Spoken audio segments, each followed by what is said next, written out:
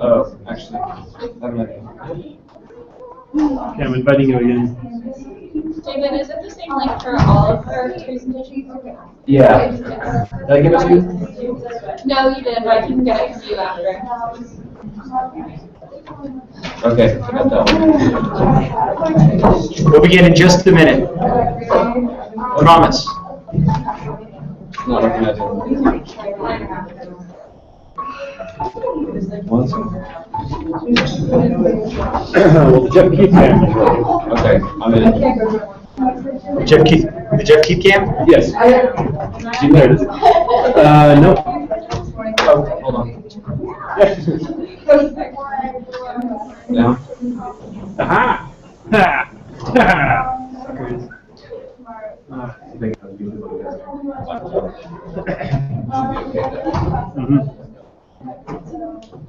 All right, and so I will control that. If someone's watched out, so that you can just look to That me. screen is pretty seeable with all the lights. I have it still backwards.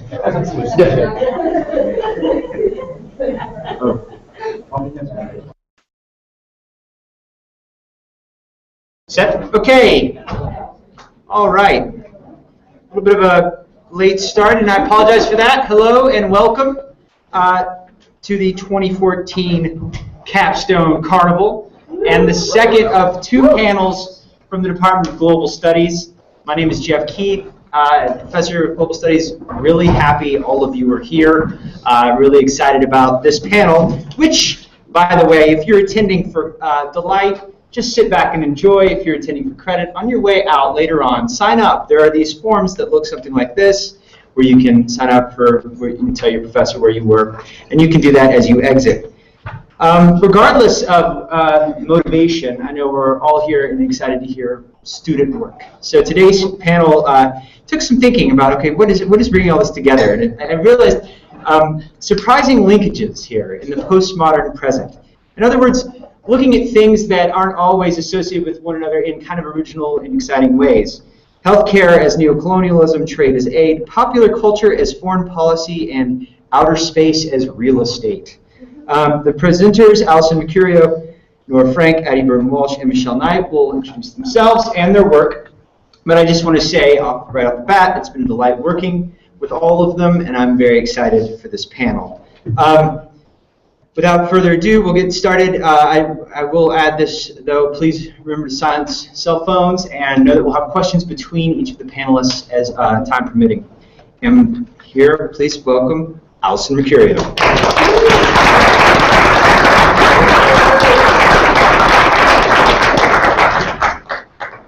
Thank you, Jeff Keith, for that introduction. As Jeff stated, today I'm going to be talking to you all about how foreign healthcare aid functions as a form of neocolonialism in Madagascar. For my thesis, in order to provide evidence of how foreign healthcare aid is a form of neocolonialism, I discuss how foreign healthcare aid has uprooted Malagasy traditions and customs, suppressed the authority of the local healers, devalue the knowledge based in Malagasy culture, and reinforce the dependency the Malagasy have on westernized countries. Now, for those of you who don't know me that well, you might be wondering why Madagascar and why give foreign healthcare aid, something that's meant to help, a title with negative connotations like neocolonialism. Well, I had my aha moment. Aha, this is what I'm going to be studying for a semester plus, when I met these two women while studying abroad in Madagascar. I would like to introduce you to Denise and Helen.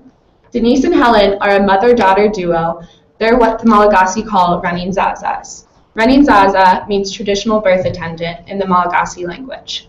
A traditional birth attendant is very different from a midwife in the way that they have no formal schooling or certification. They spend the majority of their lives studying their practice underneath their mother or another woman in their family. The day I met them, I sat in their one-room home with about 30 other students, most of whom were listening in through the window, and I listened to them tell stories of the knowledge that they had. I listened to them share stories of how they gave abortions using plants that they found in the jungle in their backyard, I listened to them tell how they could determine the sex of a baby just by looking at the positioning of a pregnant woman's stomach. And I listened to them tell how they could turn a breech baby around through massaging a woman's womb. I was perplexed by the amount of knowledge that these two women had, but the story that perplexed me the most was Denise's concern that none of her daughters or none of the young girls in her village were interested in studying underneath her to become a Renin Zaza.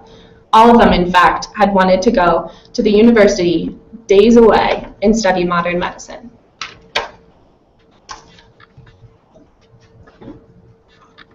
Through the rest of my studies in Madagascar, I came to realize that modern medicine was not just negatively affecting the Renin Zazas, but was negatively affecting the Malagasy culture in other ways as well.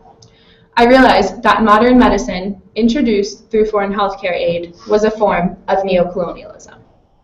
Neocolonialism is defined as the use of economic, political, cultural, and other pressures to control or influence other countries, especially former dependencies.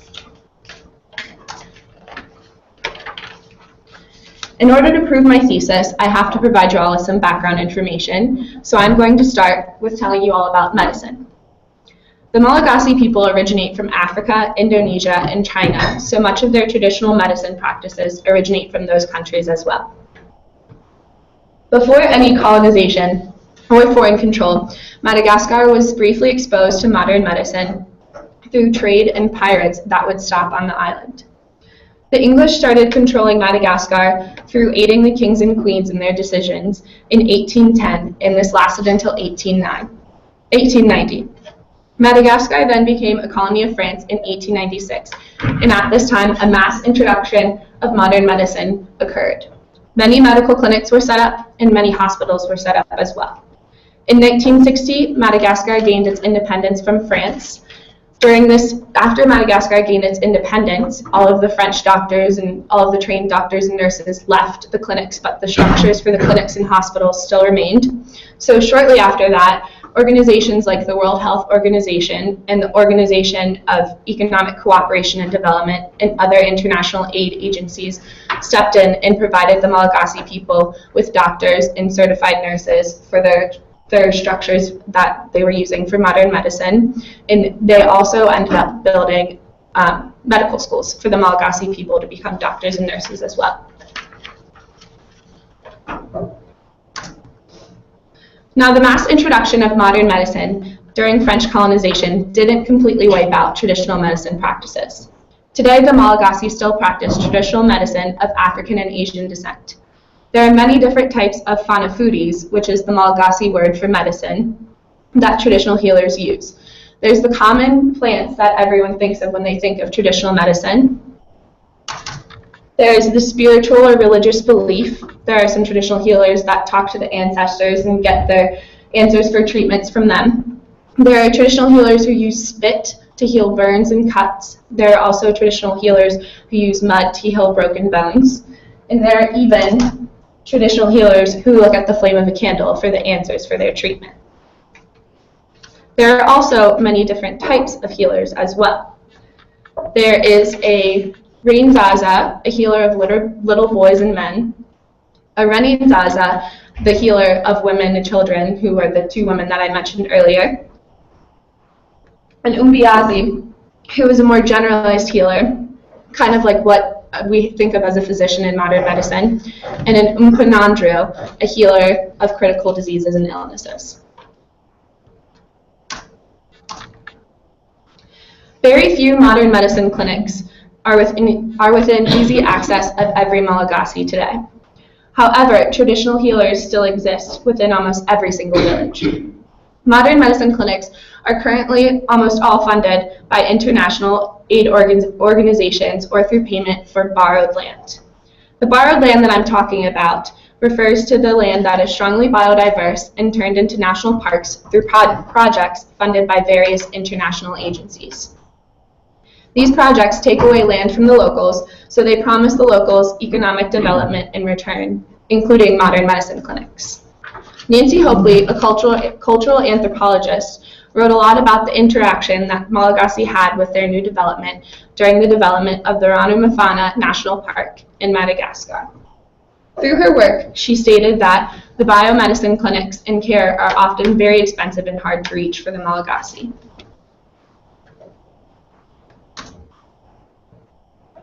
This is a quote in which hopefully references how two Malagasy interacted with their modern medicine clinics set up in their town. There are bleak cases like 48-year-old from Belu, who hobbles around on a stick, no longer able to dig his fields, with swollen, aching throat and back pains.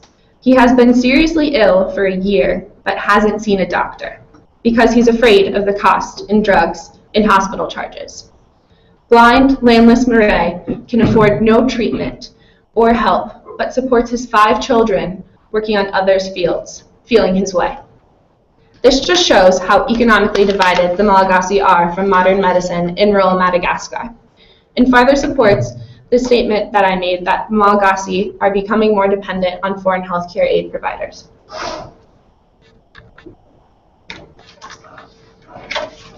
So I use the work of Nancy Hopley, amongst others, to show how foreign healthcare aid is reinforcing the dependency Malagasy have on providers of foreign aid. In order to prove that foreign healthcare aid is uprooting Malagasy traditions and suppressing the authority of the locals, I chose to look closely at maternal mortality for 2 reasons.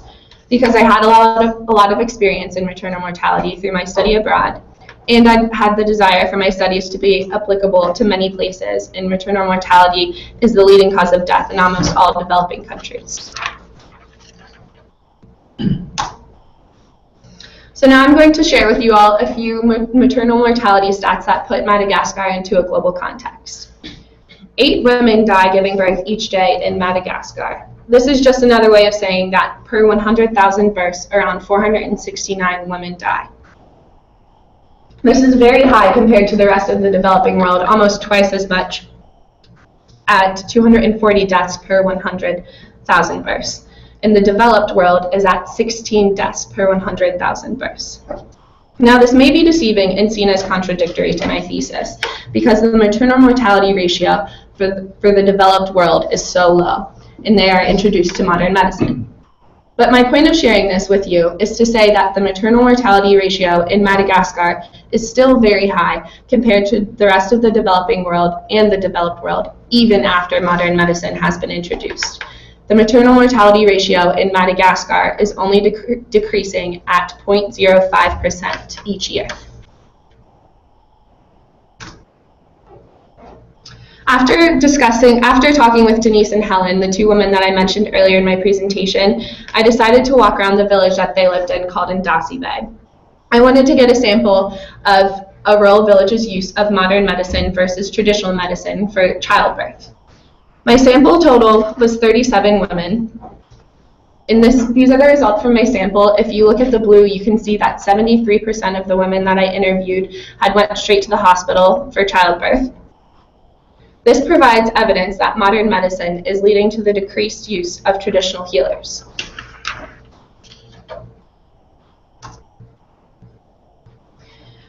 Due to the small amount of literature on Madagascar and how modern medicine has affected the Malagasy, I used literature on Haiti and the Philippines, 2 other post-colonial island nations, to further support my thesis.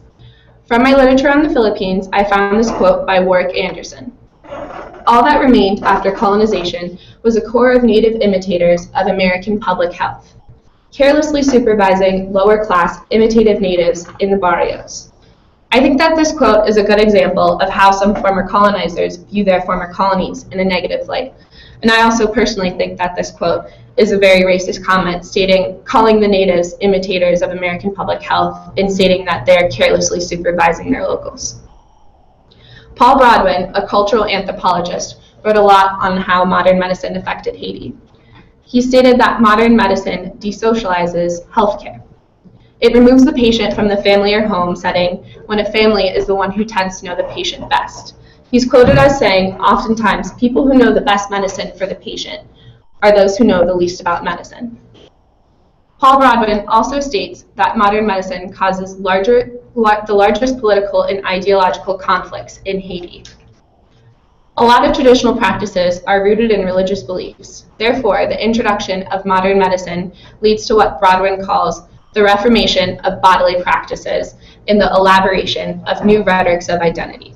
So basically, he's stating that it changes the Haitian sense of religious identity.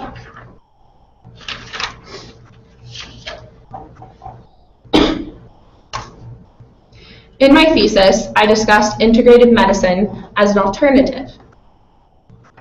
I used the work of Dr. Nat Kwanzaa, an ethnobotanist and also my SIT study abroad advisor. For an example, he developed the Clinique de Monongarivo in Monongarivo, Madagascar. This is an integrative healthcare clinic where a traditional healer and modern medicine doctor worked side by side. How it would work was the patient would walk in, and the traditional healer and doctor would listen to the patient's symptoms, and then they would discuss together on how best to treat the patient. At this clinic, in the year 2013, 77.78% of diseases were treated solely with traditional healing practices. 5.56% of diseases were treated just through pharmaceutical practices, and 16.66% were treated with a combination of the two. Because of this clinic, the locals gained respect of their traditional healer and respect of their traditional cultural practices back.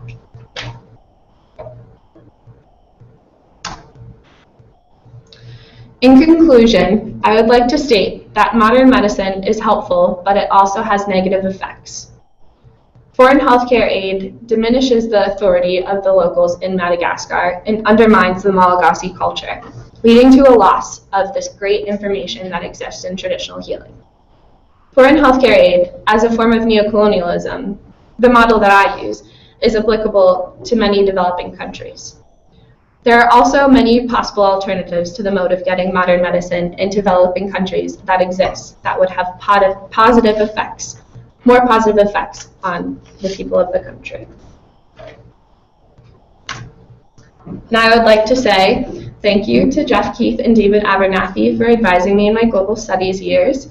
Thank you to my Malagasy family, the Renin Zazas, traditional healers, doctors, nurses, and midwives that I interviewed while in Madagascar, the women of Ndasi Bay who participated in my survey, Dr. Nat Kwanzaa, and my family and friends for supporting me. Thanks.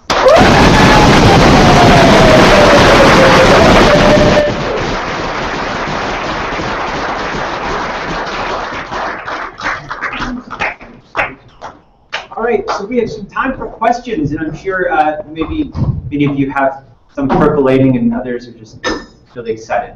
Go ahead and ask. So keep those percolating. But anyone have a question right off the bat? Excellent. Hi. Do you think there's any way to incorporate both of them without losing the culture, or do you think it just kind of has to be one way or the other? That is actually what I discussed in the integrative model. The integrative model uses both.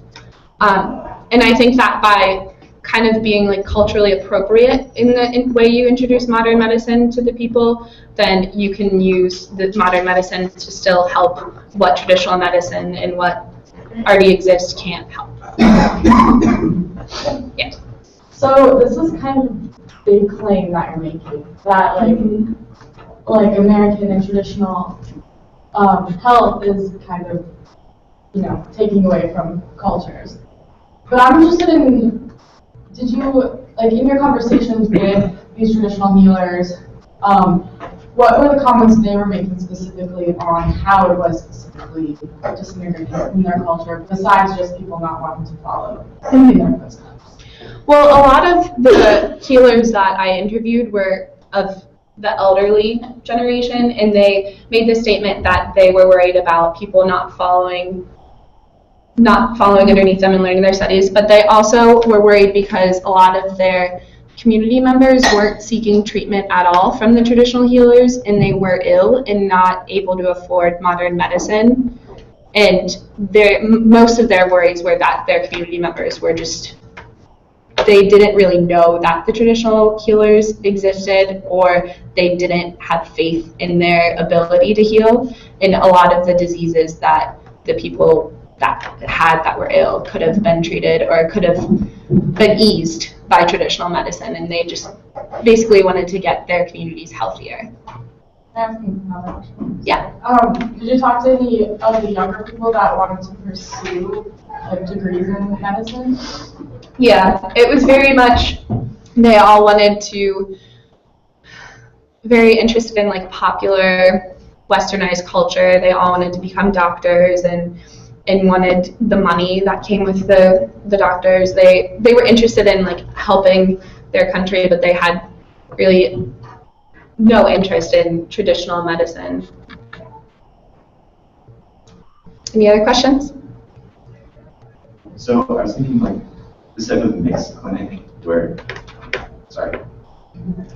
So do you think in a mixed clinic, it's not only like helping them kind of fight neocolonialism or but also help them like regain some of the traditional practices that they lost during colonialism, because it hasn't been that long since Madagascar was around here. Yeah, definitely. I think it would help with both, because a lot of the traditional healers have lost respect in their communities, and because of that, the locals kind of don't have, from what I've experienced, they don't really have beliefs in their traditional, like the traditional ancestral beliefs that you see in Madagascar. But through sitting with the traditional healer and a modern medicine doctor, and having the modern medicine doctor tell the patient that they need to try this traditional practice first, and having that practice actually work, they gained more beliefs in their ancestral cultural beliefs and their traditional medicine beliefs as well. Yeah, the traditional healing, when you have so many people and they're dealing with things, sometimes subjective, medicine can be subjective. How do they sort of keep track to make which healers are doing things they really should, or which ones are false, meaning they're doing things they shouldn't be doing, but they call themselves healers? That's one of the issues with traditional medicine. There is a lack of I don't know how to say, of like keeping record of what they do and like what treatments that they do, and that's kind of why it's a big problem that the traditional healers don't have any people of the younger generation that are interested in studying underneath them, because all of the knowledge that they have is being lost. When they die, there's no written record of the knowledge that they have. But with the integrative healthcare clinic that was used in Monongarivo, Madagascar, there was a complete detailed record of the traditional healer. So of the traditional healer and of every treatment that he used, and my idea of using an integrative healthcare clinic instead as an alternative would increase the recording, and then I think that would be a better way of keeping track of the traditional healers and knowing whether they're real or fake or not, or whether what they're doing is actually successful. Time for a couple more questions? Yes. In your experience, do the traditional healers and the modern doctors seem to want to collaborate, or is there more of a sense of competition between them? It varies. There are some that want to collaborate. There are some actually in really rural villages. There are doctors that go to the running zazas, the traditional birth attendants, and teach them like sanitation techniques on how to handle a mother and how to handle a newborn baby. But a lot of them also at the same time don't really have interest in interacting with each other. Question, yes. Can only Malagasy women be running zazas, or can like outside people come to Madagascar and like want to practice underneath them and take these healing practices? Like, can other people do that? Commonly, it is only Malagasy women that are running zazas, or that are traditional healers in general, and most of the time it's someone in the family because it's passed down from generation. But there are rare instances where a traditional healer has kind of adopted a person that isn't Malagasy or that isn't in their family and taught them their ways, but it's the traditional healer's choice of who they adopt and who they teach. Thank you very much.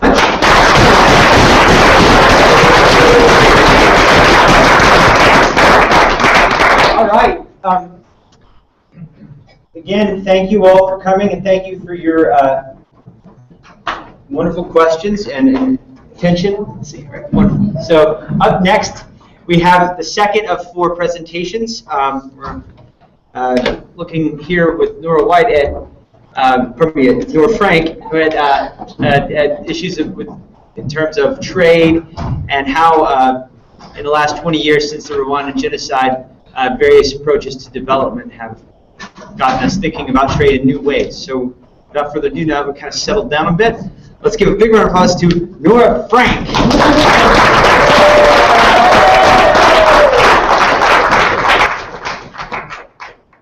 Thanks, Jeff.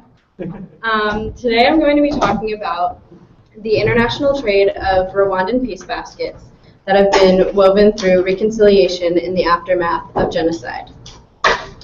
I argue that although the international trade of these baskets has traditionalized this craft in the context of the U.S. marketplace, it has more importantly brought economic empowerment and reconciliation to the Rwandan women weavers.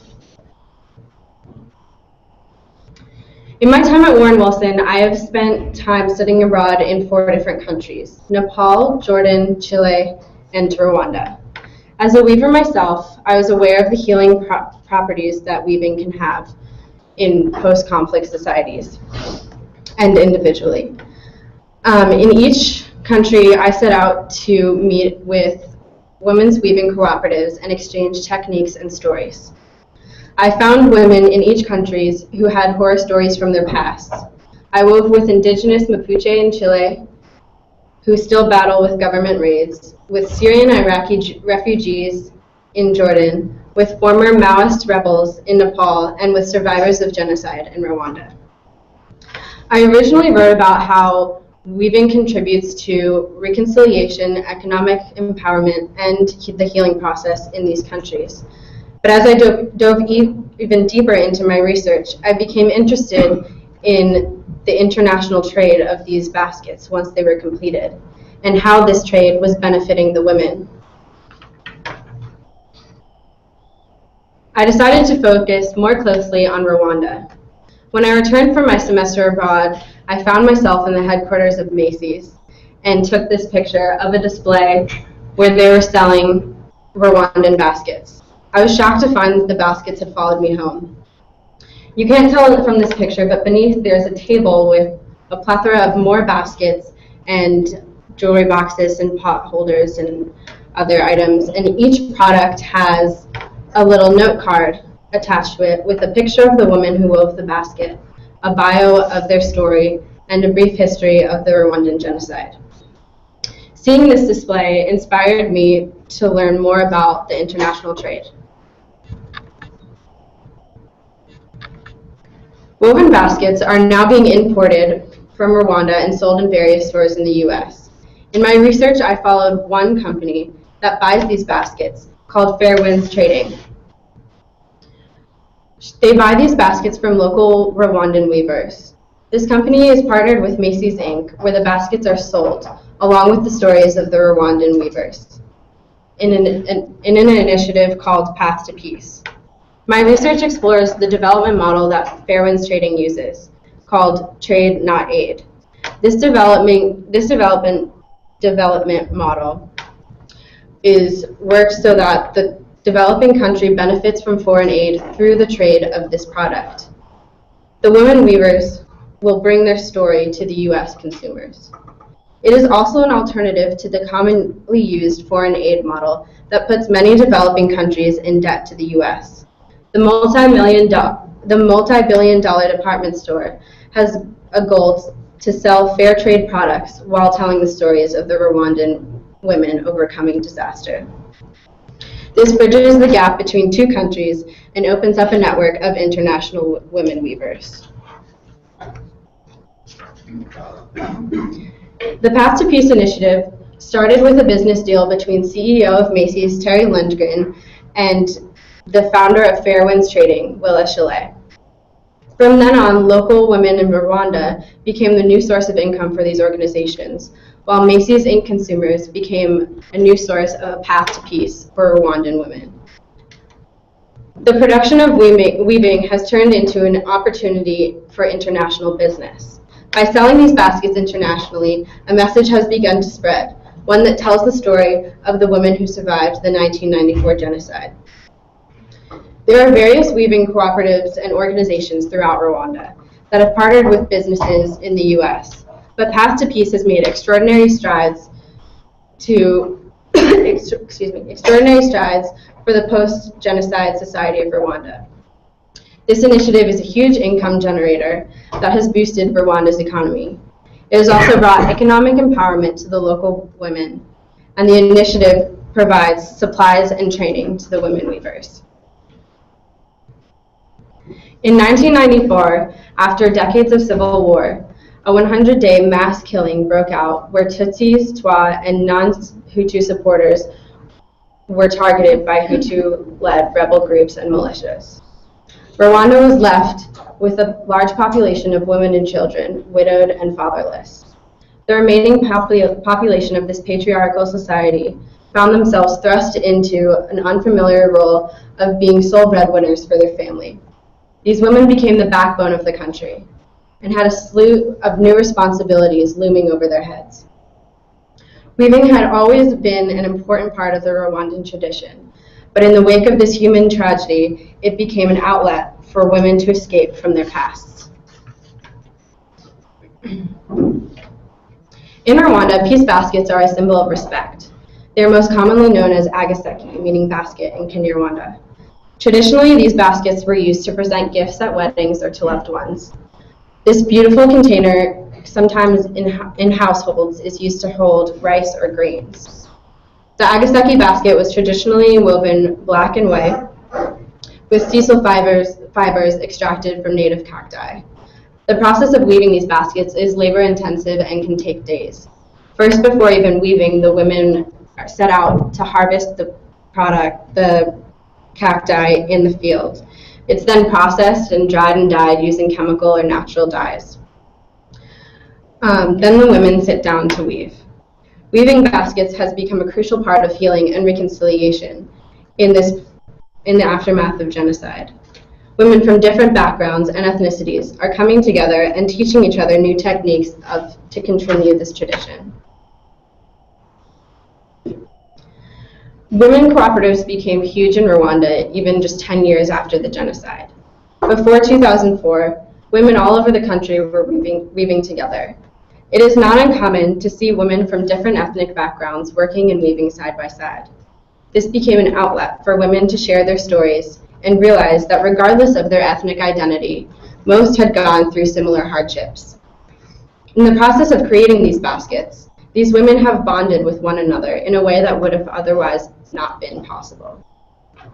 While in Rwanda, I spent about a month working with a women's weaving cooperative, weaving together with them. I had an opportunity to witness this very thing before my eyes. These two women were a part of that weaving cooperative, and the one on the right is mourning for her husband, who is convicted of genocidal crimes. He killed the husband of the woman on the left. They hated each other for quite some time, but after weaving together and being able to heal while weaving, they have reconciled and now are friends. This is why the start of Path to Peace has brought reconciliation to the land of 1,000 hills. In addition to bringing reconciliation to the women of Rwanda, Path to Peace initiative has brought a new idea of trade, not aid. According to this concept, developing countries are more reliable incomes, and they are much less dependent on external aid to carry out development projects. When providing foreign aid, there is sometimes a factor risk dependency. This means that the countries receiving the aid become very dependent on those who are providing aid. For example, wealthier first world countries will provide large amounts of aid to developing countries in times of need, such as natural disasters, war, conflict, and even genocide. The country is so vulnerable that they have no choice but to accept the money in an attempt to build from the ground up. President of Rwanda, Paul Kagame, spoke to this issue in Time magazine interview in 2007. He stated, "The donors have also made a lot of mistakes. Many times they have assumed they are the ones to choose where to put this money, to be the ones to run it, without any accountability. In other cases, they have simply associated with the wrong people and money gets lost and ends up in people's pockets. We should correct that. Foreign aid organizations sometimes have strings attached when they provide aid to developing countries. This is to protect themselves and sometimes a ploy to get the beneficiaries trapped. This trap can send a country spiraling further into debt and increasingly dependent on the foreign aid provider. The model that Path to Peace uses, however, provides a handout for Rwandan women, rather than a handout. Instead of allocating money toward the donor, toward the country where the donor believes it's best for that country, women are empowered to earn their own money. East African scholar Caroline Mutoku addresses this foreign aid issue as well. She says that money is never allocated in a way that benefits women and home first. Instead, it feeds a hand-out mentality. We never give women a hand up. Those who donate money want to control where and how it is used. Mutoku argues that women in developing Africa need support and resources to learn how to be successful. They will not be successful if they are taught to rely on others. This is the same foreign aid cycle that Kagame speaks of correcting. Basket weaving initiatives in Rwanda give women a hand up rather than a handout. Women learn weaving skills, social skills, business and marketing skills that help them to function more successfully within their society and within a global market. They do not rely on a monthly stipend from foreign investors, but instead make foreign consumers happy by creating marketable products. Baskets sold through Path to Peace are the #1 export out of Rwanda under the African Growth and Opportunity Act.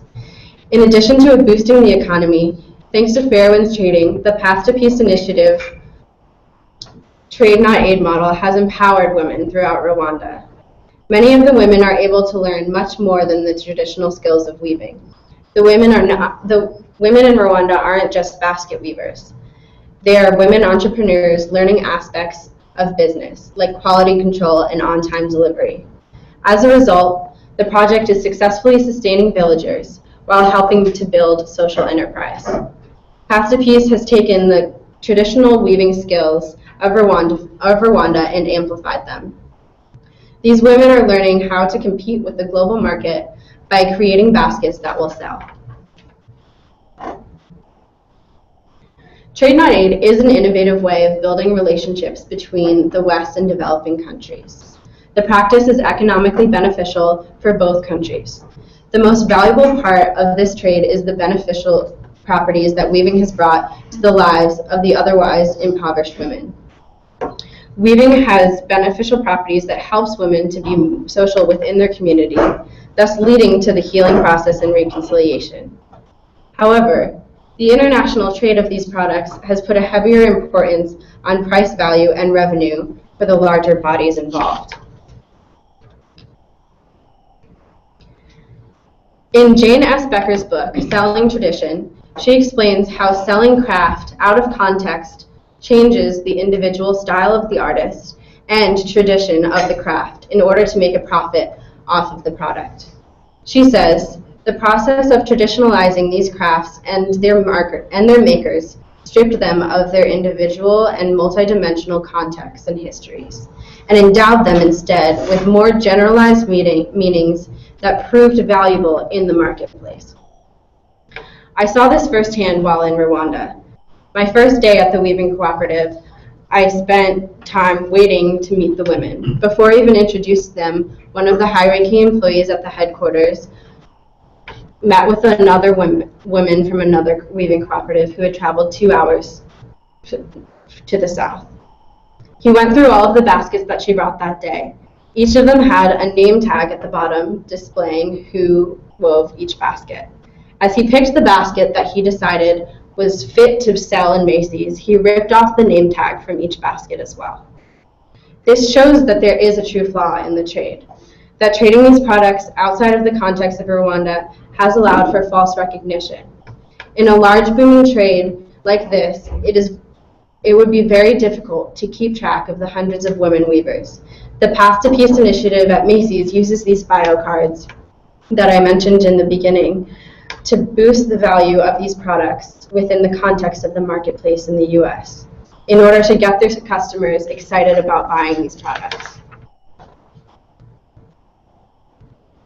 Although this trade has not given accurate recognition to the women individually, it has indeed given the women weavers as a whole credit where it's due.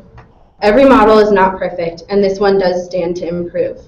My research shows an example of a development model that has brought joy and prosperity to Rwanda while also changing tradition by selling these baskets within a different cultural context. But above all else, what I find to be the most important is that Path to Peace initiative, no matter its faults, has brought reconciliation and economic empowerment to the Rwandan women weavers. Reflecting on my time abroad, I saw that there was a lot of different places that women didn't have an outlet to sell their baskets. I propose that we bring Trade Not Aid to the women across the world who are weaving. And perhaps we can start giving women a hand up rather than a hand out. I'd like to thank Jeff Keith for helping me through my thesis all semester, as well as my SIT family, the women weavers in Rwanda, and my friends and family here.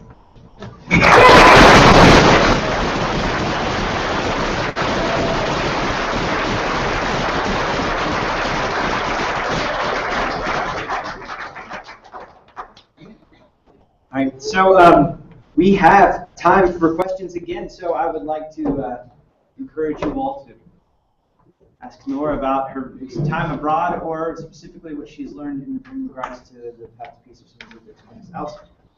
The bio cards that they did use for the baskets, do you know if they were actually true biographies of women that were from Rwanda or if they were fabricated?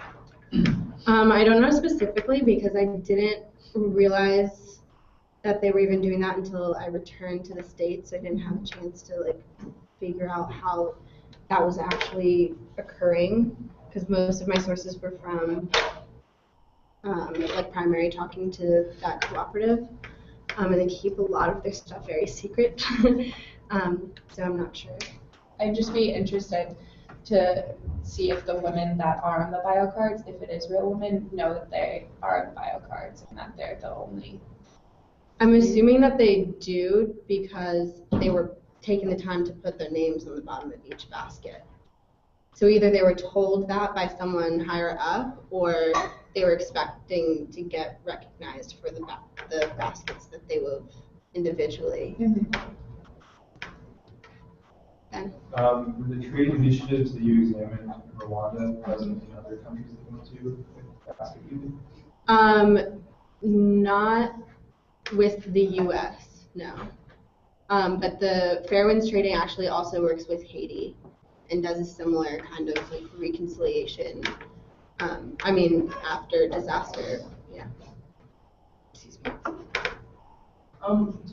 Sorry. Did you take a look at how much money is actually getting back to the women who use the baskets? Because it seems to me that there are a lot of middlemen. Right. I don't know the exact number that I don't know their exact wages, but I do know that in comparison to their other opportunities that they had in Rwanda, I spoke to a lot of women about what their life would be like without the weaving cooperative, and most of them said that they would be on the streets or be selling food on the street or sweeping streets. So yeah.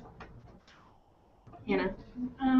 So we see this tendency to want to change Africa in all parts of Africa, and I'm thinking about how Nestle brought in breast milk formula to parts of East Africa and how that West Africa, and that really changed a lot of the things in their country. And so I'm wondering if you think that this weaving co-op might affect other parts of Africa, and if it might take different shapes, like with trade, other than weaving specifically. So if expanding this kind of Yeah, to other parts of Africa and how that might empower other regions, I guess. I think that'd be like a really interesting thing to look up on. Yeah.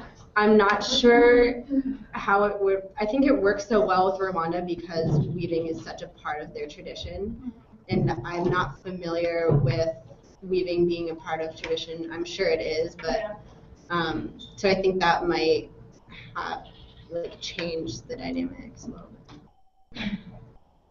Yeah. So Paul Kagame is kind of a unique international character, and I wonder, do you think that has contributed in any way to the success of endeavors like this, and like his specifically the criticism of foreign aid and things like that? Is that it's contributing to the success of trade, not aid, in Rwanda, and if that would have similar success in countries with different political and economic Right. markets? I think it definitely has, and that's an excellent point.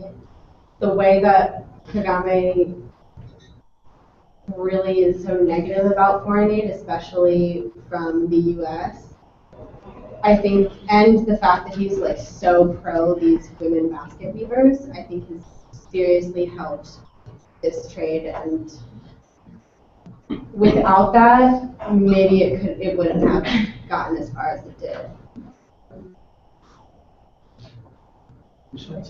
Did you find any information on how the fair trade cooperatives have offset the amount of money and foreign aid coming in Rwanda or any of the countries you were saying? In Rwanda, it hasn't necessarily offset Meaning growth. instead of like this whole idea of fair trade instead of like aid, have you been able to see, or has there been any data about, like, because of this fair trade, we haven't had that blank in foreign aid? I don't know the direct correlation between the two, but I do know that there has been a lot of cutbacks in foreign aid to Rwanda.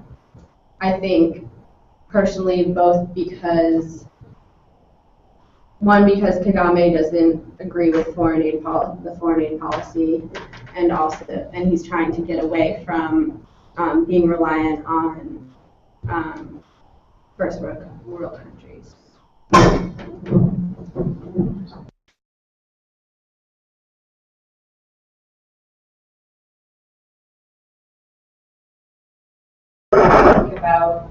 About like taking away this tradition from these people, and how long this trade's been happening.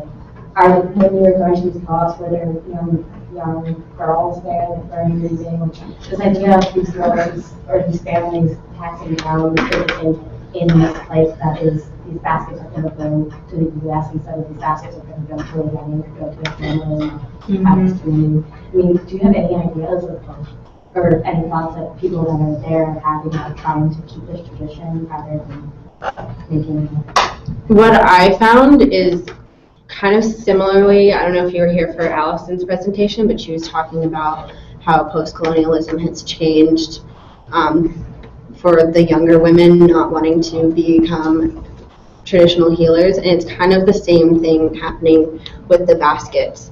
The older women are kind of giving up on the tradition of the basket, the like regular Agasaki mold and the black and white color, because like now it's more of an opportunity to become part of the like global market for them. And the younger women, for example, I talked to like my homestay sister and about if she was interested in weaving, and she just wanted to get a degree and get out of Rwanda or like stay in Rwanda. She was either like, I either want to go abroad or become like an important person in Rwanda. So I think it's kind of straying away for those reasons. For a couple more questions, there's a hand over here. Any more questions? Great. Can you just speak about like some of your interactions with in other countries about basket weaving? Just like anything that you could improve on. You said that you wanted to bring the trade to the other countries. Do you have any suggestions of like, would you personally want to go out and like start one if you had the you have passion and you have knowledge? Would you want to do this? Yeah, potentially. I think Megan raised a great point that it would be a lot more challenging because without the backing of political figures, it'd make it a little bit more challenging. But the models are already there. In Jordan, for example, Iraqi refugees like Sunni and Shiites, are weaving together. When if they were in Iraq, they'd be like killing each other like a few years ago. So it just needs to be supported more globally and by political leaders. Do you?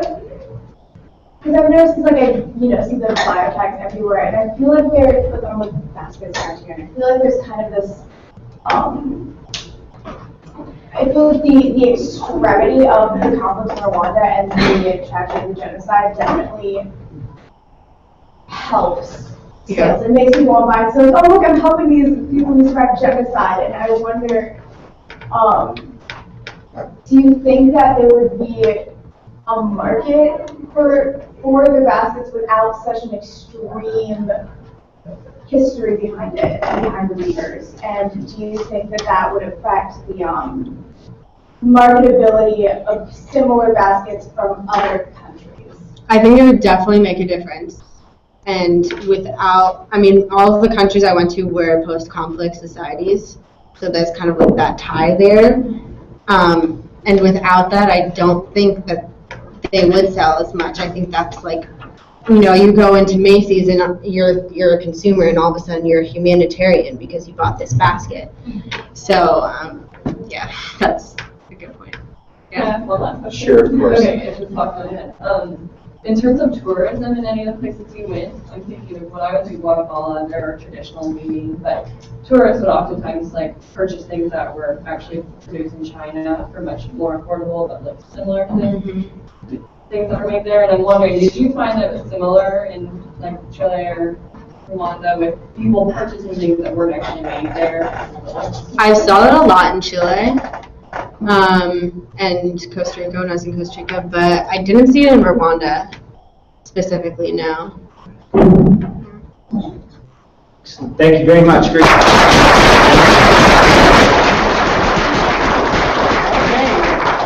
So as we switch around to the next one, I need to enable audio. Oh, yes, I do. Let's see. And I wish you could come dance with me if you want. That could happen. That could happen. All right. So as everyone's getting settled in here a little bit, I want to again call attention to the theme of the surprising linkages, and then of course think of trade and aid in new ways, and also this there as it came up through the Q&A, thinking about this sort of market value that's been placed upon something like genocide, and is very disturbing, but also really interesting to sort of, I think, put into our minds in terms of what development looks like and how it's changing these days. In a similar way, we're looking now at a very different topic, but a surprising connection. How in the world might K-pop affect foreign policy? That is a wonderful and interesting question that we're now going to explore with our next panelist. Please give a round of applause for Addie Burton-Walsh.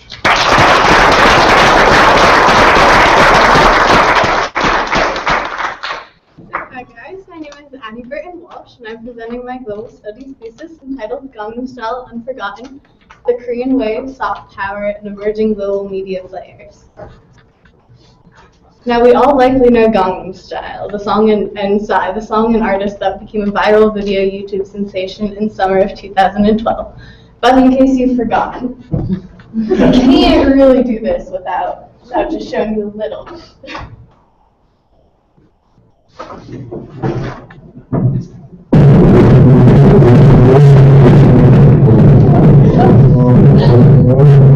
Gangnam Style. Gangnam Style.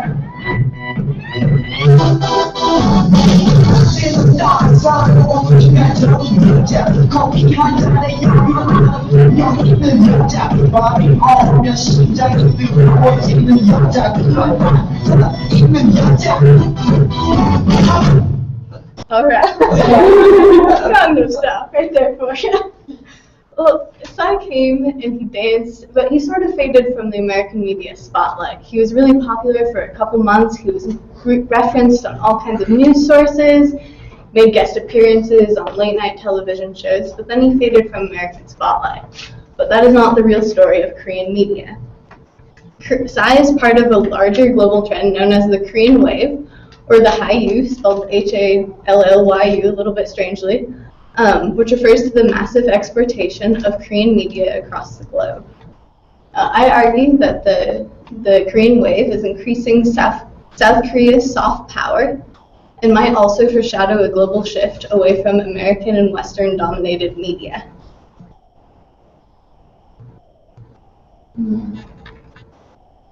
There we go. All right.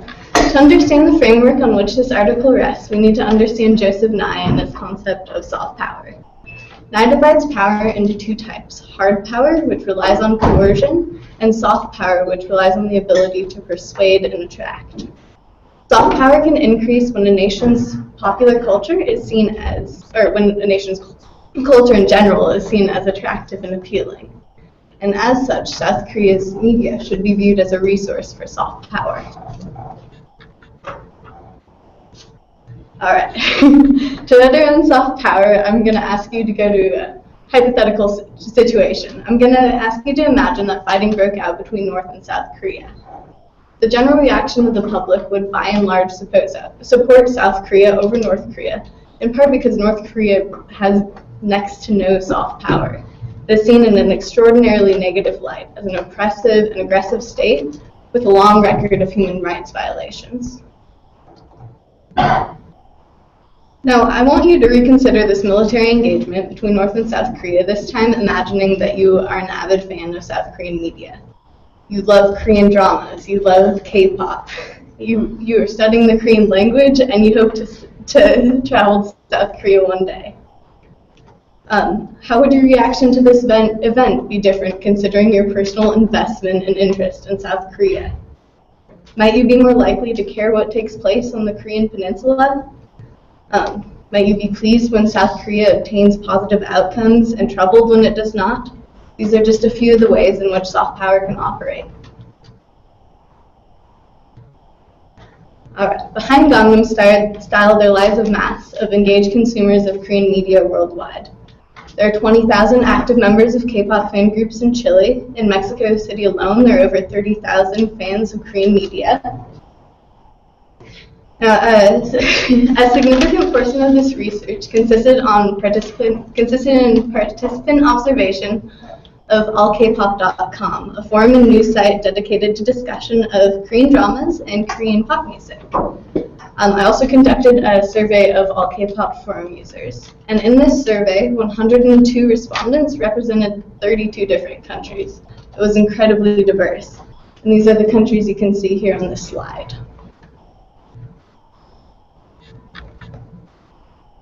In an interview with Chris, an American fan of Korean media, he noted a natural progression from consuming Korean media to desiring to travel to South Korea.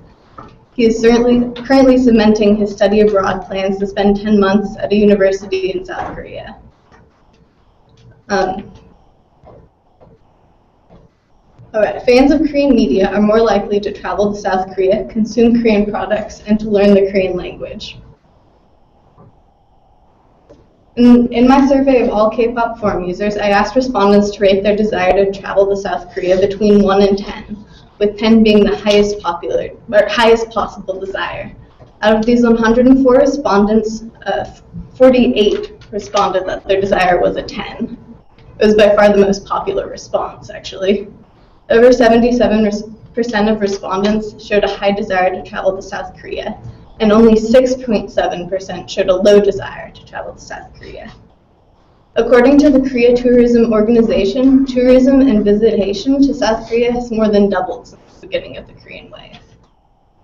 In 2012, 10% of all visitors to South Korea were Hallyu tourists, which means that they came with the expressed intention of participating in Hallyu-related activities, like visiting the sets of dramas or attending K-pop concerts. Fans of Korean media are more likely to consume Korean products. A poll conducted by the Korea Chamber of Commerce and Industry showed that 51.9% of the 300 companies surveyed reported higher sales abroad as a direct result of the Korean wave. The overseas sales of things like traditional condiments, such as red pepper paste and soy sauce, have skyrocketed in recent years. Cosmetics and traditional liquor have also experienced significantly greater sales abroad in recent years. Now, many fans of Korean media are learning the Korean language.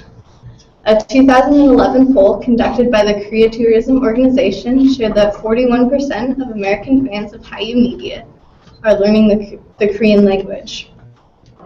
South Korean government is opening more language and cultural centers worldwide in response to new interest and demand. And it has even lessened the difficulty of its Korean language proficiency exam due to the increasing number of applicants. Now, these trends indicate that fans of Korean media are becoming invested in South Korea. On April 16th, the Korean ferry capsized with 476 passengers aboard. It proved fatal for most of those passengers. During the days that followed, all K-pop forum users showed solidarity and support for South Korea. They expressed sadness and remorse, sending prayers for victims and their families. The point is this: when events come to pass in South Korea, these foreign viewers are not apathetic and unaffected. They actually care, and this is soft power. Right. The Korean wave is increasing South Korea's soft power by bettering and altering its image.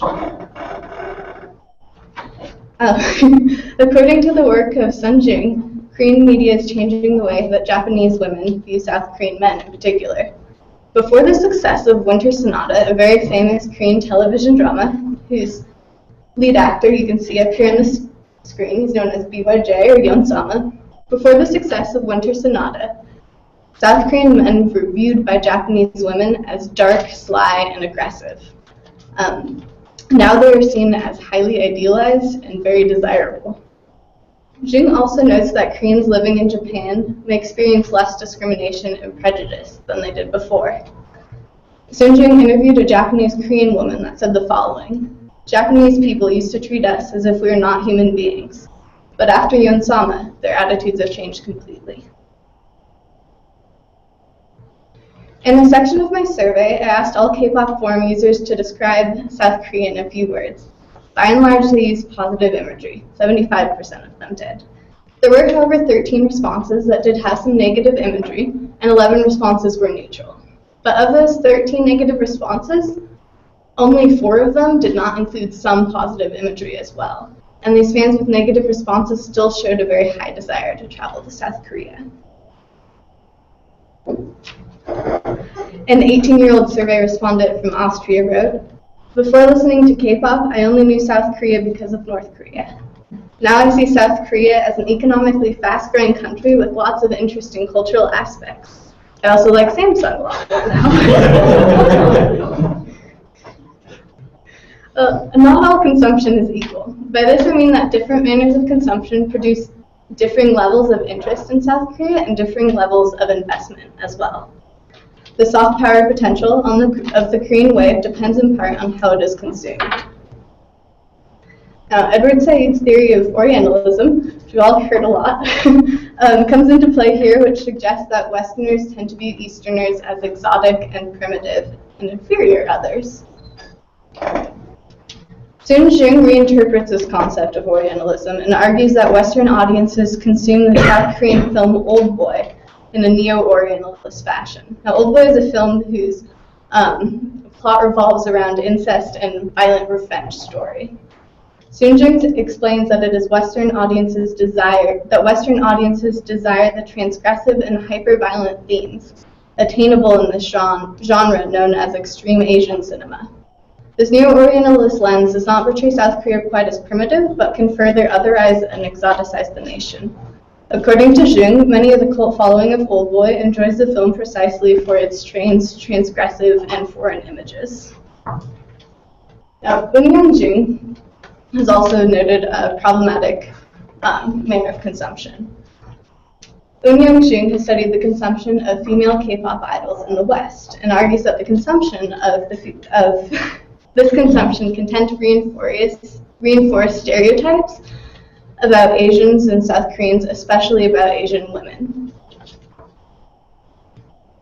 Now, other audiences consume this media in a very distinct fashion. Yona Kim has noted that many consumers use Korean dramas as a means of release and to reflect upon their daily lives as well as their social and political structures. This manner of engaging with the media could ultimately influence the audience's perceptions, ideals, and values. Henry Jenkins has studied fandom and participatory consumption. He argues that fandom, by definition, is a creation of community through media. Fans use this media to create community by their very definition. It is also a space where fans can express themselves more freely and can become a means of negotiating identity. And in my observation of all K-pop forum users, I noted that they do engage with this media in a form of participatory consumption and do use it to build community. Forum posts can show vulnerability, elaborate upon personal problems, and are often met with highly supportive feedback. For what I have observed, all K-pop forum users use this forum to negotiate issues of identity, romance, socialization, body issues, and to build community. These are all taken from forum posts that have participated in and witnessed. A 22-year-old Vietnamese American survey respondent said the following: K-pop has certainly affected the type of person I've become today. It's given me a niche to belong to and a lot of friends. Now, these participatory fans are important. They have facilitated the spread of the Korean wave through word of mouth or tweet, and their amateur subtitling has given access to this media that it would not otherwise have had. Because these fans invest so much in this media, it is here that South Korea's soft power increase is at its greatest. Now, South Korean media is not without limitations. In my interview with Chris, an American fan of Korean media, he noted that there can be fetishization and idealization of South Korea within these fan communities. There's this whole shrinking down of Korean culture, this whole dynamic thing people want to fit in this box, said Chris. Joseph Nye and Yona Kim have also noted a similar problem. The Korean wave has also not been met without resistance. Anti-Korean wave movements have arisen in Japan, China, Singapore, Thailand, and elsewhere. Some feel that this onslaught of Korean media could be a new form of cultural imperialism. And the thing is that soft power is all about appeal and attraction. And the moment this media is seen as imposing or domineering, its soft power potential begins to decline. Now, another main point of my thesis is that the Korean wave might foreshadow a global shift away from American and Western-dominated global media. The Korean wave is growing in popularity. In my survey of all K-pop forum users, I asked respondents if they consumed less American media now than they did before they began to consume Korean media. The results were intriguing. 87% answered that yes, they do consume less American media now than they did before they began to consume Korean media. Now, there are diverse speculations surrounding Korean media's popularity. Some say in Asia and the Middle East it is more in line with certain social norms than Western media, which tends to be more sexually explicit and graphically violent. Some say in the US it is a way for younger generations to distinguish themselves from their parents. Other factors might include tense historical, political, and social relationships with the West as well. Whatever the reason, the success of the Korean wave highlights a broad desire for alternatives to this Western media, and as such, it could foreshadow a global shift away from American-dominated media. All right. Not everyone agrees with this. Oliver Boyd Barrett, a critic of this very assertion, uses the media's content to argue against a shift away from American-dominated popular culture. As a cultural imperialism theorist, he argues that foreign media, like that of South Korea's, actually reinforces U.S. hegemony, as it uses American-style formatting and disseminates American values and ideals, like that of free market capitalism and neoliberalism. Many other scholars don't agree. Ho-Jung Cho argues that mimicry can be subversive. Soon Jung argues that Korean media is a hybridized and culturally odorless product, not wholly Korean or wholly Western or American. Ken Ono and Jungmin Kwon argued that Korean media has the ability to alter perceptions in the West, thereby upsetting traditional colonial power relationships. Drawing from the work of these authors, I believe the Korean wave could foreshadow a global shift away from American-dominated media, a shift to hybridize alternative media products that do more than merely reinforce U.S. global hegemony. All right. Now, perhaps Gangnam Style faded, but Korean media did not. In 2013, the year's most viewed YouTube video was not Miley Cyrus or Katy Perry, it was another South Korean product. It was Psy's new song, Gentleman. Like Gangnam Style, Gentleman broke a YouTube record of its own. It received the highest number of views in a single day that any YouTube video has ever garnered. That number, for the record, was 38 million views in a single day. In the words of Buffalo Springfield, there's something happening here. All right, now I'm going to show you a brief clip of a cover of the K-pop song Nobody by Wonder Girls. It is performed by a group known as Wonder Gays, and they're using this dance in a Filipino prison as an exercise routine for the inmates.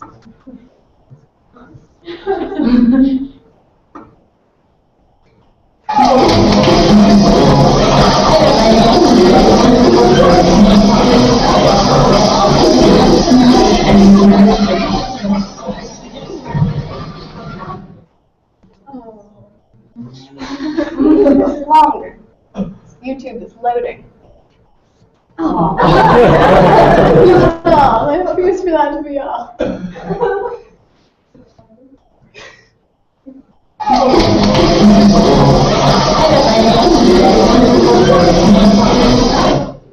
Okay. All right. Well, anyway, the prisoners get really into it. They look very happy. Are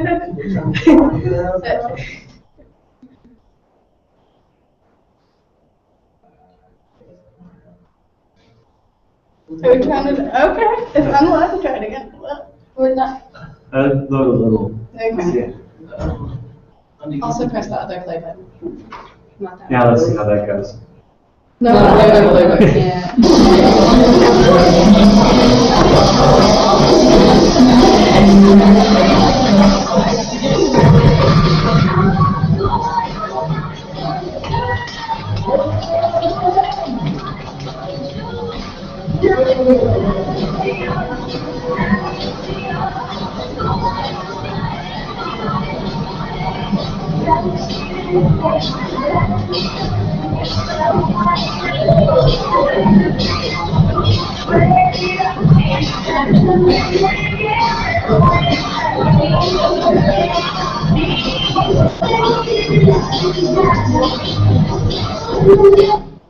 Alright, I think you can get the idea. The point that I'm trying to make with this clip is that pop culture can have all manner of unintended consequences when it crosses borders. Gangnam Style provides us a portal through which we can consider some of what those consequences might be. Thank you all very much.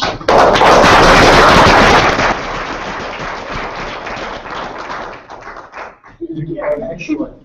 We have time for questions, and boy, I bet we have a few.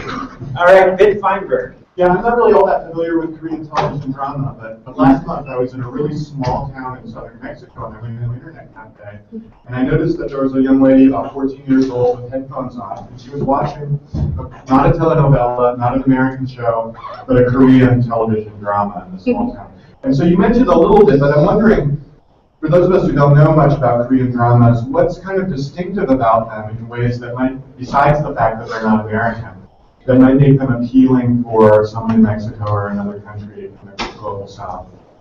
One of the things is that South Korean television dramas tend to be much more highly emotionally engaging, and that seems to be a point of interest for a lot of people. It's just that they're much more emotionally and just wrap you up in this emotional way. And I don't know why that specifically would be more appealing to someone in southern Mexico than a telenovela, but it's happening.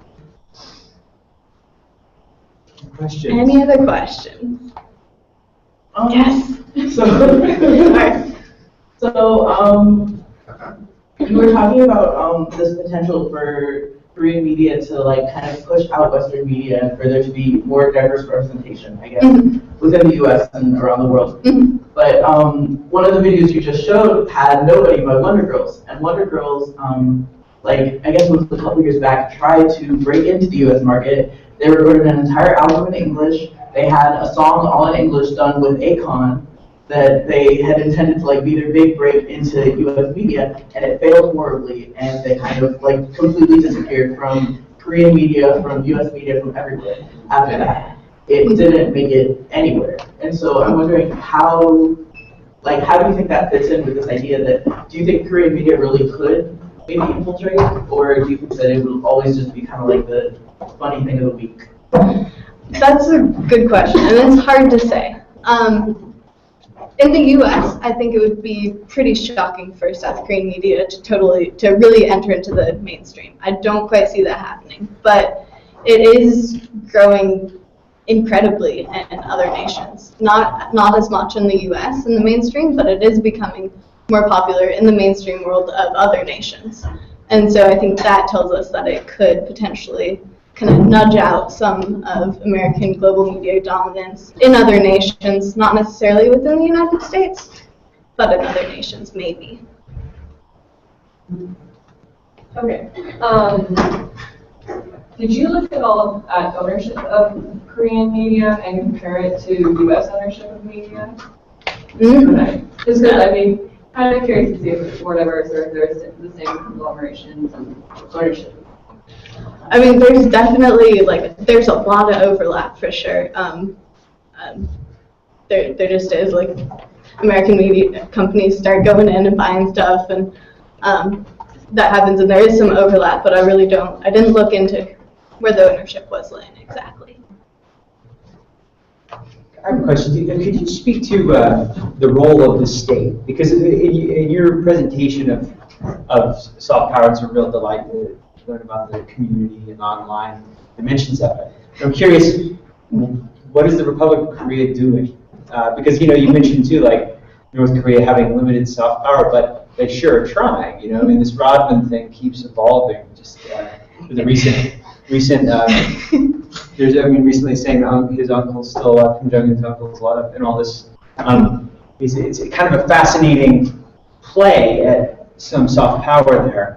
But what is the Republic of Korea, South Korea, doing in terms of promoting this sort of stuff?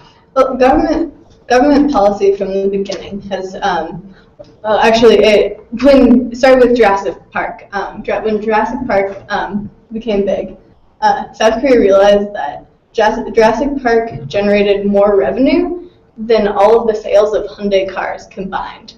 And that's when they started to realize that culture can be an industry, and they started to focus on culture as an industry. And the South Korean government has been very supportive and policy-wise of making this an exportable industry. And they have done it. Various officials have also but have specifically said, we're hoping to increase South Korea's soft power by doing this. A few of them have said that. The thing is that they have been just focusing on as much growth as possible, and too much growth can be imposing or domineering and can actually negatively affect soft power if it gets out of hand. Other questions?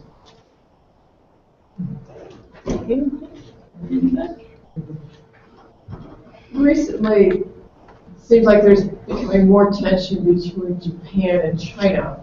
Now, you're saying that the Japanese are perhaps viewing the South Koreans differently than before. Do you think that tension between these two kind of big powers have anything to do with how they're more accepting, because this is Asian, and it's part of their kind of united Asianness that this is taking a different path in Japan than expected? Well, in Japan, it's kind of a complicated story because Japan and South Korea have such a big and terrible history.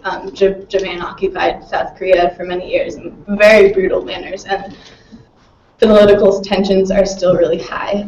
And South Korean media kind of does seem to be bettering some Japanese image of South Korea, which is generally has been pretty poor. It does seem to be bettering some of it, but on the other hand, in Japan there also have been anti-Korean movements. There's been a comic book posted called "Hating the Korean Wave," and totally full of racial slurs against South Koreans. So it's a little bit complicated. It's hard to say whether it's all positive or not. I would guess if you could, one more thing I'm curious about in light of this idea of sort of triangulating power and all that, and also related to the idea of a crossover, attempt at a crossover that failed. There's been a lot of that. Yeah, you talk about the scholarly debate, right? About is this in a way an outcome of Americanization versus what seems to be more your take, like sort of Asia's coming out in terms of having more popular culture. Korea is a perfect example of this. Could you maybe address a little further that idea of whether or not what is America's role here? Is there a special, in your mind, place in thinking about that, or is that just being American-centric and kind of assuming that there would be something there? In terms of because I think about the appeal of popular culture, and so often Hollywood, you hear about Bollywood, and now it's becoming like soul. But do you see relationships in terms of the history of America's?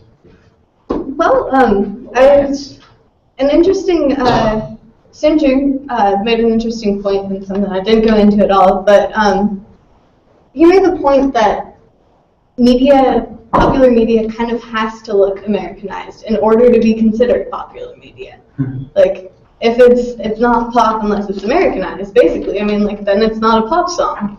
And that, I mean, like, I agree with the idea that this doesn't mean that it is just propaganda from the American imperialism country. I think it really values and ideals and culture and media are always hybridized and reappropriated. If you look at K-pop in the United States, our media has influenced South Korea's media. We haven't been the only ones. Reggae has also been an influence in South Korea, and then that media comes back and influences us, and then that further influences South Korea's media again. So it's kind of this ever-going cycle, and then there's all these other players in it. So just looking at it as purely Americanization, I don't think is quite wise. Good. All right.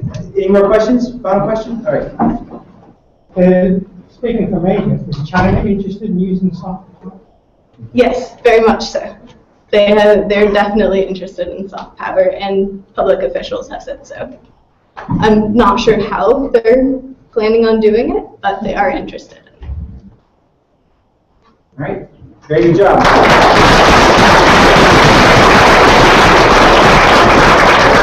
All right. So it says that's all, folks, but I have to minimize it because it ain't all, folks. We, in fact, have not exhausted the possible topics of the Earth. However, it is time to go far beyond planet Earth in thinking about some of the various interconnections in terms of law and space, issues of commons, the commons and how we understand that, in terms of the Earth and how it's affecting our relationships to space travel. And I've been learning a ton from Michelle about this. So let's give a big round of applause to Michelle Knight.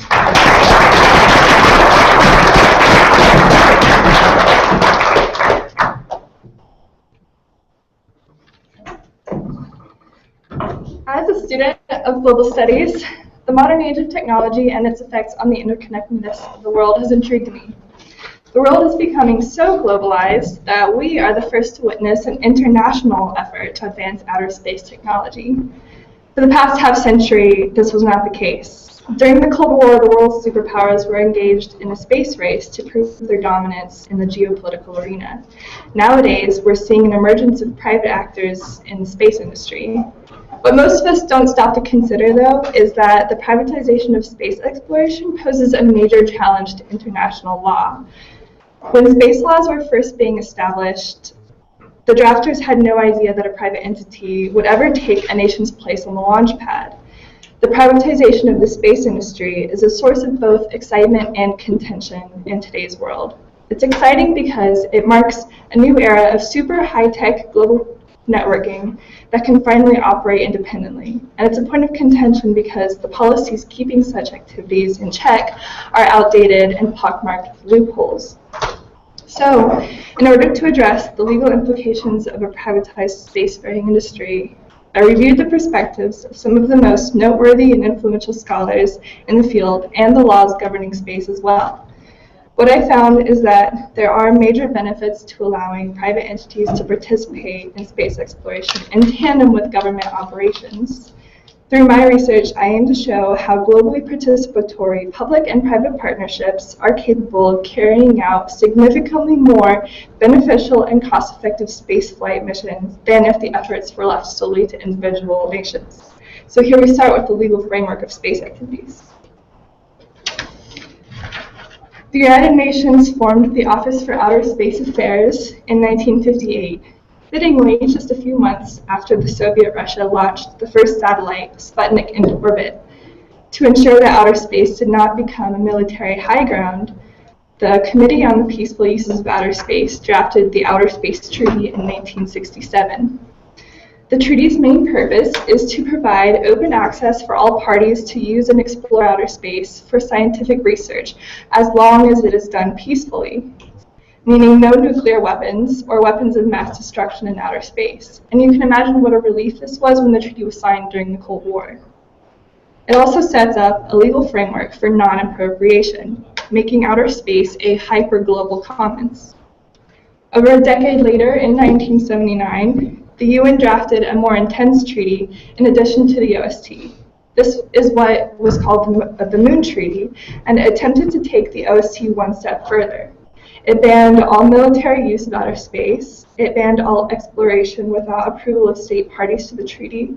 It banned any ownership of any extraterrestrial property by any organization or person. And also it required that all parties adopt the common heritage principle, which means that all parties deserve equal shares of whatever resources may be extracted from outer space. So in theory, this would have meant that the first rock brought back from the moon would have had to be divided and shared with all the other countries, whether they contributed to the mission at all or whether they had a space program or not. Needless to say, this didn't go over well with the developed world. While 103 nations ratified the Outer Space Treaty, only 15 ratified the Moon Treaty, none of which are spacefaring nations. This discrepancy was so interesting to me that I found it amusing. While the developing world was happy to agree to the common heritage principle, the world's most powerful nations were not willing to share any of the vast extraterrestrial resources with its neighbors at home on Earth. It was perhaps one of the least subtle ways that a whole slew of nations could simultaneously betray their own political and economic self-interest.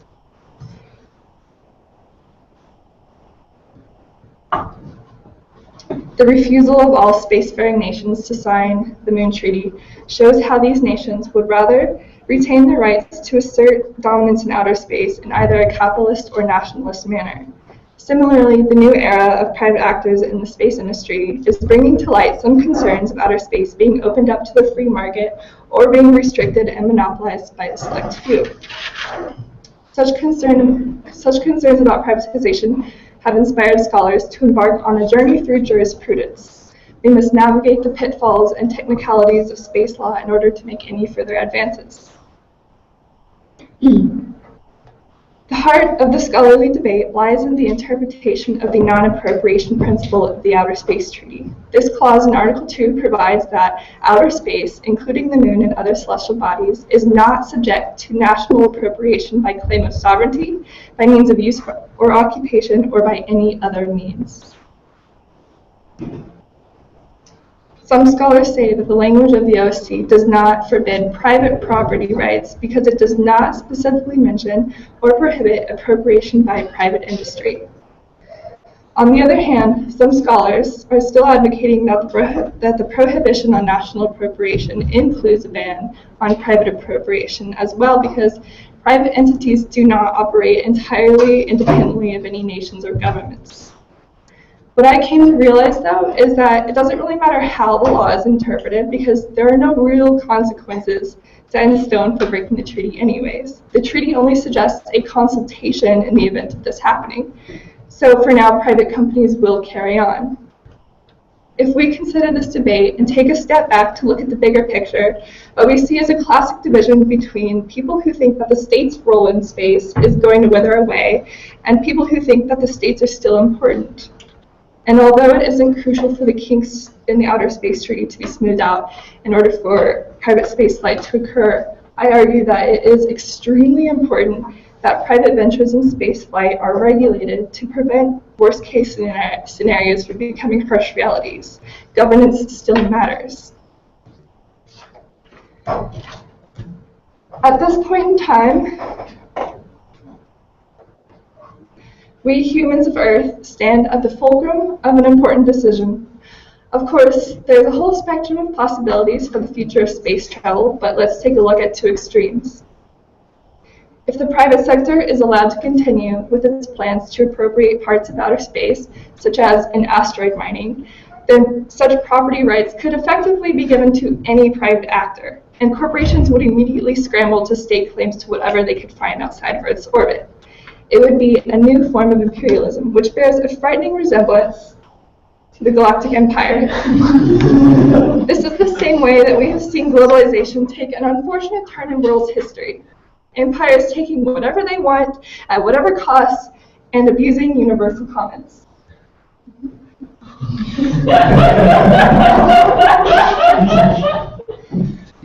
At the other end of the spectrum, if access to the extraction of outer space resources is denied to nations, organizations, and individuals alike, we can imagine a much more utopian future. In a future conceived in Star Trek, a strong, united federation of planets has preserved peace in space using a well-enforced doctrine called the Prime Directive, which provides that humans share the resources of space in common, much like in the ideologies of the Moon Treaty. Despite certain troubles from the life of the Borg, Star Trek's universe is undeniably more admirable. Thinking realistically, the strengths of an enforced body of law do speak to the need for certain updates in space law, but it is very idealistic to think that a result more conducive of Star Trek's diplomacy can be achieved solely with legal framework. In reality, to deny extraction of space resources, aka profits, would kill almost all motivation for both public and private sectors to explore space.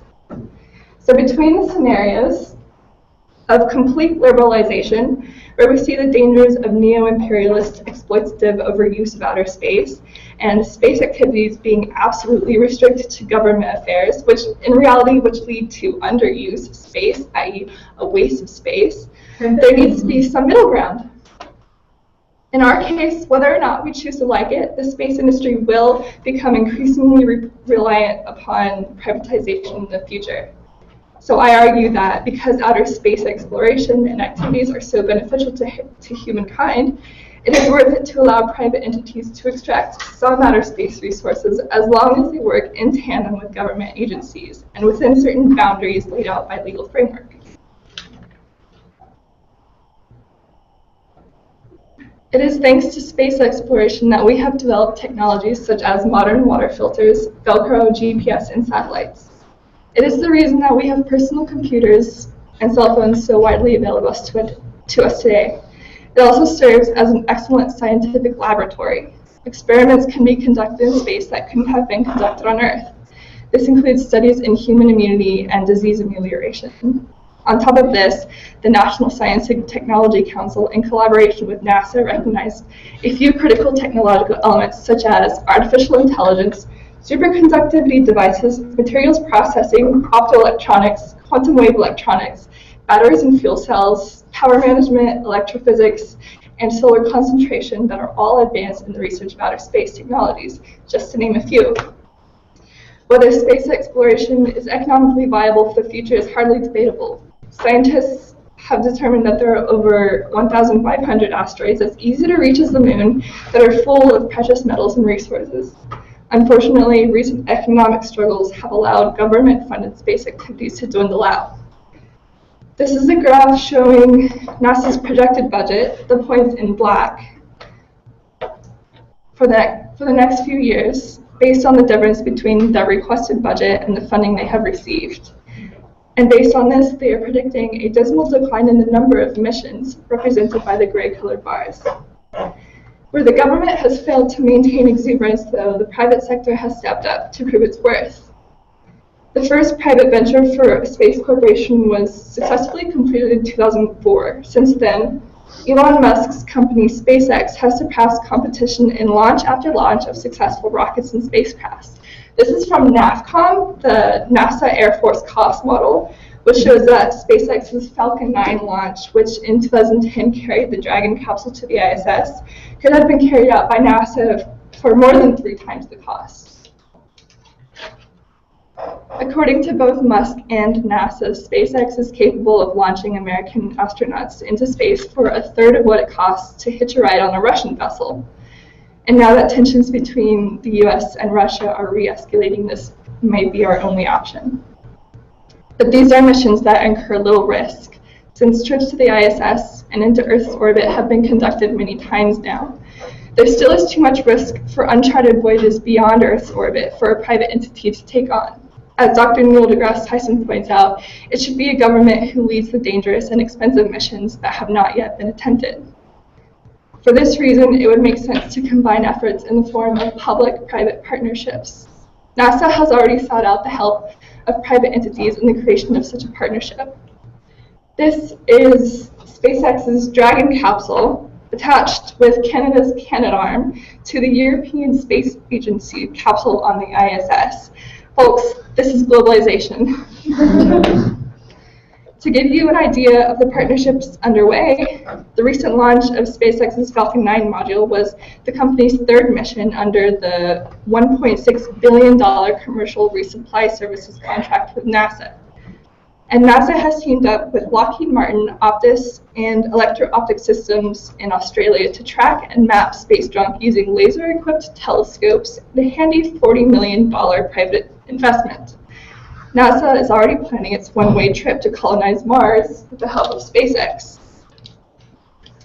This structure of public-private partnerships not only increases success and alleviates risks and funding issues, but it also speaks to the viability of international cooperation in space exploration. The reasoning behind this is that a partnership more than doubles the chances for success because the private actors contribute better methods for advancing technologies and creating funds, while the public entity is able to work around a set of high risks and set the standards for the market is helping to create. Without the partnership, either party is much worse off alone. And having the private sector work so closely with the public allows for a proper system of balancing power.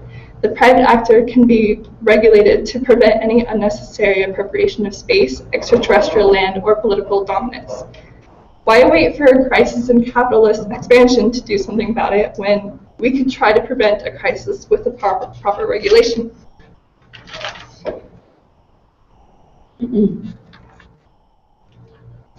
Now that private entities are becoming more and more prominent in the modern space industry, the time has come for the international community to consider taking the necessary steps toward accommodating partnerships between public and private sectors, which includes both leniency for appropriation and enforcing the regulation of power in updated policy. As history has shown, human determination for achieving the next milestone in space is a nearly unstoppable force. It is up to us to use the force responsibly. All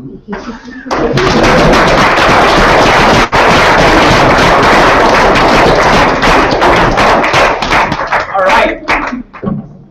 May the force be with you, right? Before we get out of here, I want, while your questions are percolating, I want to take a moment to ask you all to please applaud this panel. They've done a great job, and I'm just so happy. This is their work. Let's give them one round of applause.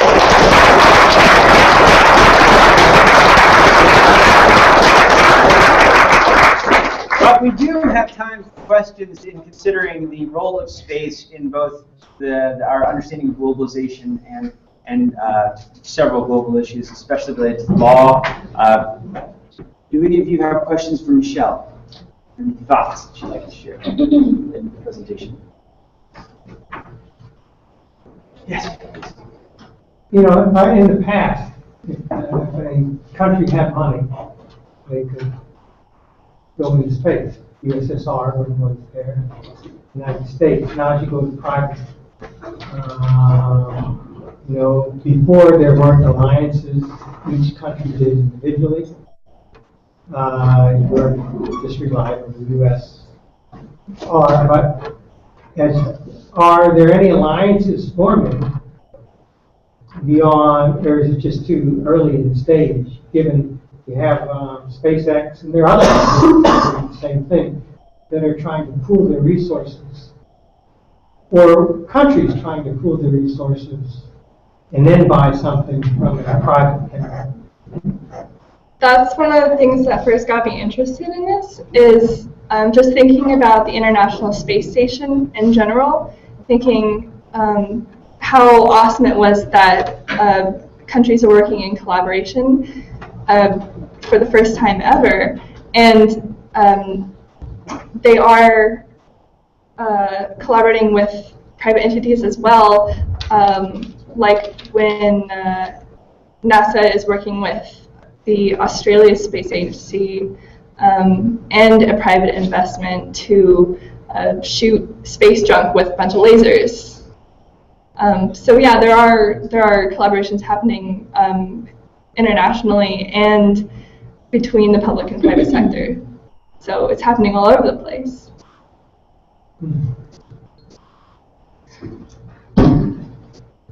Michelle, you talked about public-private partnerships as one possible solution. I'm wondering too, like thinking about a comparative example of software that has typically been developed either by a government and is used for military purposes and is kept under lock and key, or proprietary, like a Microsoft operating system. And there's a third way, which is the open source movement. And I know there have been some people who've looked at that open source idea now that we can communicate and work together and collaborate globally in ways that we never could before. We've been able to create alternatives. So there's a whole P2P movement that's looking at, can we govern this way? Can we? I'm wondering if you're going to cross that at all in terms of space exploration. As far as open source development, I think. I'm sorry, not just open source development, but this idea of a third way. So you've got sort of proprietary, privatized, you've got government. Could there be a third possibility, which is this sort of peer-to-peer networking solution? Outside of government and private sector, I think the issue becomes a part of national security.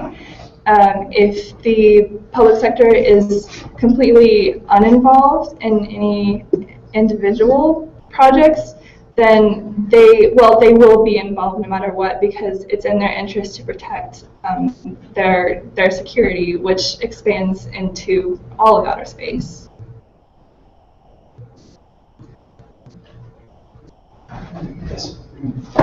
You touched on the fact that international law in general, and particularly when it comes to space, is like pretty much unenforceable. And I'm wondering, particularly when it comes to collaborations between like private entities, or just anything in space, what problems do you foresee that creating in terms of like, yeah, we can think of these great approaches, but that doesn't stop like someone from getting out there and then being like, okay, screw all y'all, I'm gonna do whatever I want. So. Right. There are problems arising. One of the things Jeff likes to remind me of is how Russia is trying to stake claim to the moon.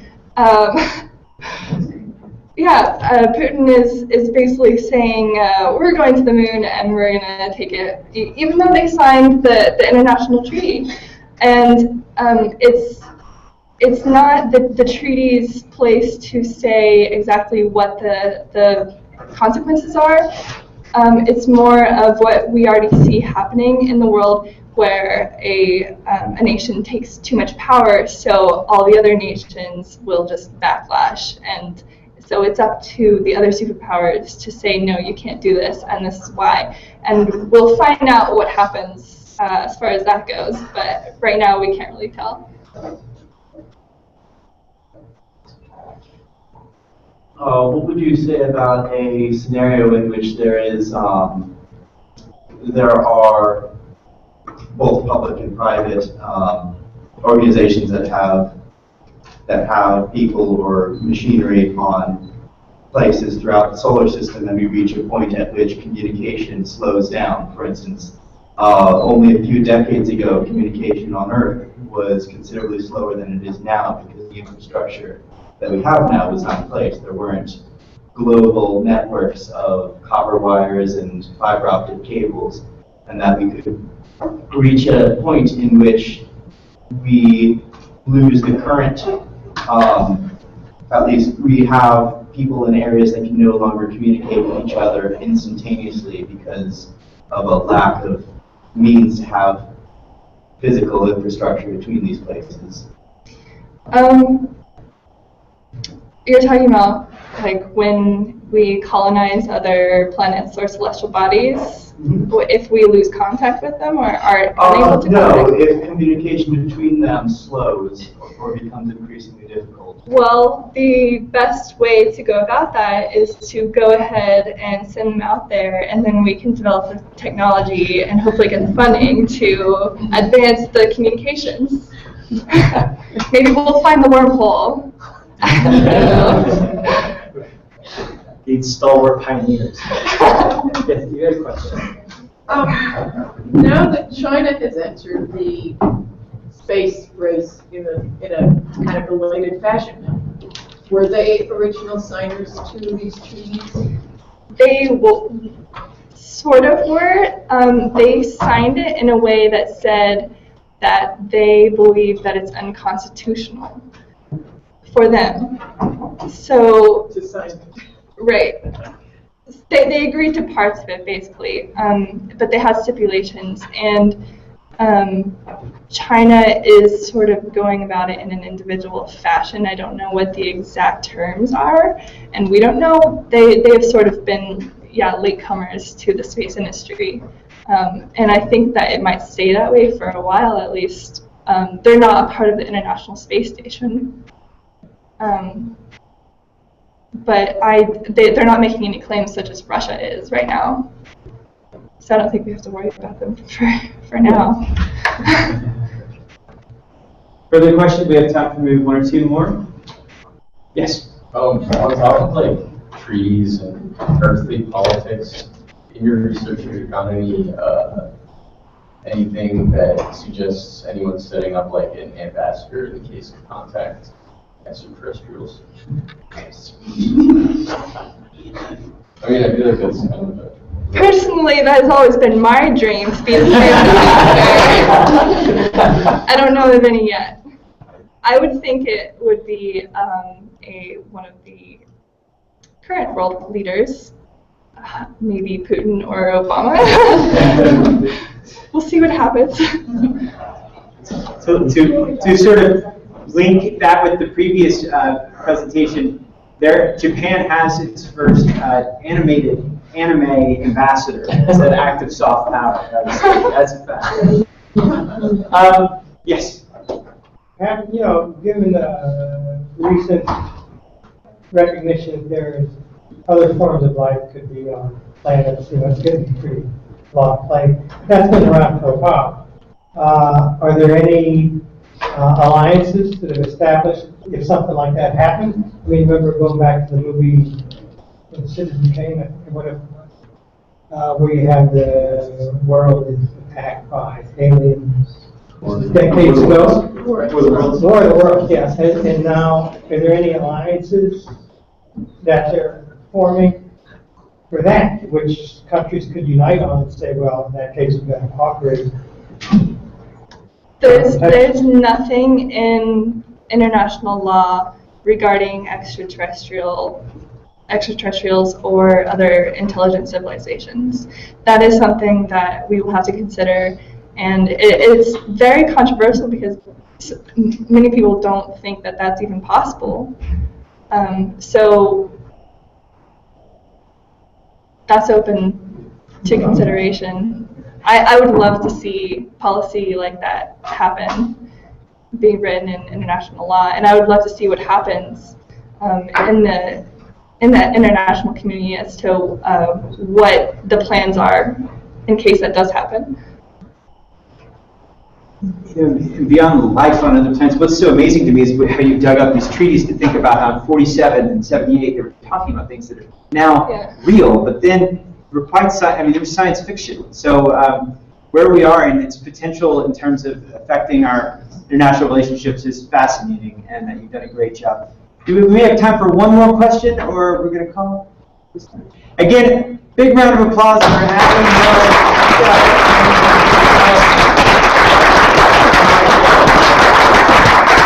Thank you very much. Please keep in mind that there are other presentations going, so as we go out here, please try to moderate how loud you can get. Thank you very much.